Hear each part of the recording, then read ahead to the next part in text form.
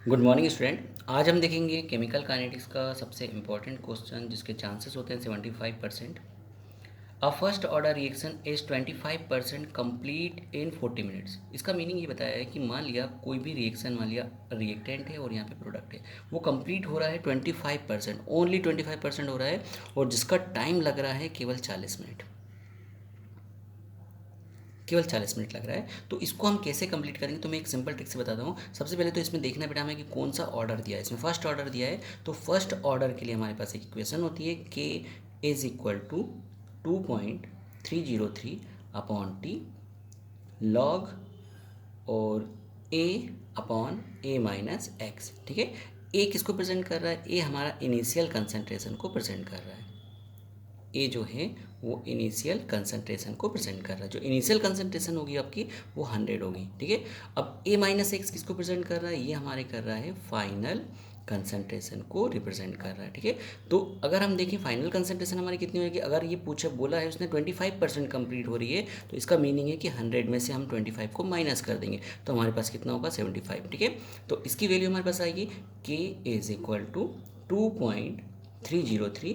T की जो value है, टी का कितना दिया? 40 मिनट दिया हुआ है, 40 मिनट हमने कर दिया यहाँ पे। अब यहाँ पे लॉग, ठीक है, अब ए की वैल्यू कितनी दी हुई है? 100 दी है, ये हमने 100 रख दिया है। उसके बाद यहाँ पे ए माइनस एक्स की वैल्यू कितनी दी है? 75, तो यहाँ पे हमने 75 को रख दिया। ठीक है, अब इसको कैंसिल आउट करेंगे तो इसको 25 से कैंसिल आउट करेंगे तो 25 4 जा 100 एंड 25 3 जा 75। ठीक है, अब इसको आगे देखिए हम इसमें k is equal to 2.303 upon 40 log 4 और यहाँ पे कितना हो गया हमारे पास? 3। एक फार्मूला होता है कि लॉग एम की एम होता है, एम अपॉन एन होता है। तो अगर हम इसको एम से प्रेजेंट करें और इसको एन से प्रेजेंट करें तो हमारे पास जो फार्मूला बन के आता है log m minus log N.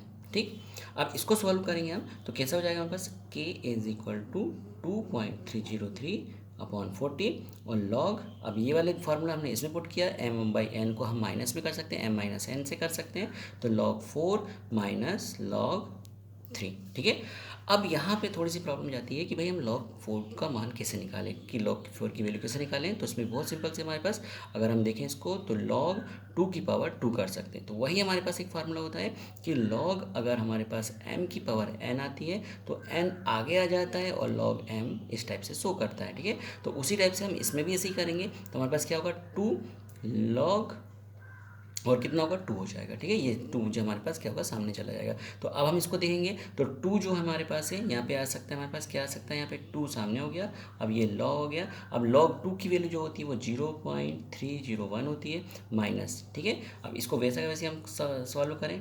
2.303 upon 40 और ये क्या हो गया हमारे पास? 2 लॉग 0.301 जो हमने 4 से निकाली यहाँ से। अब लॉग 3 की जो वैल्यू होती है ना, लॉग 3 की जो वैल्यू होती है वो 0.47 होती है। ठीक है, समथिंग ऐसा होती है, 477 होती है जो भी। ठीक है, अब हम इसको देखें तो k is equal to 2.303 upon 40। अब इसको हम इसमें क्या करेंगे? यहाँ से अगर हम देखें इसको मल्टीप्लाई करें तो इसको इससे मल्टीप्लाई करना, 2 को इससे मल्टीप्लाई करेंगे, 2 1 जा 2, 2 0 और 6 एंड तो वैल्यू हमारे पास कितनी आ गई यहाँ पे? 0.602। ठीक है, माइनस हम करेंगे 0.477।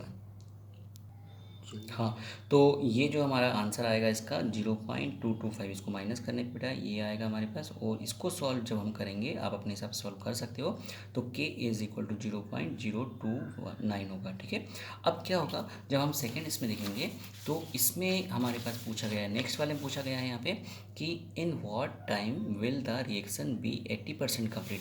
अब हमें जो रिएक्शन दी है उसको अगर मान लिया हम 80% कंप्लीट करने में हमें कितना टाइम लग रहा है, हमें कितना टाइम लग रहा है ये हमें बताना है।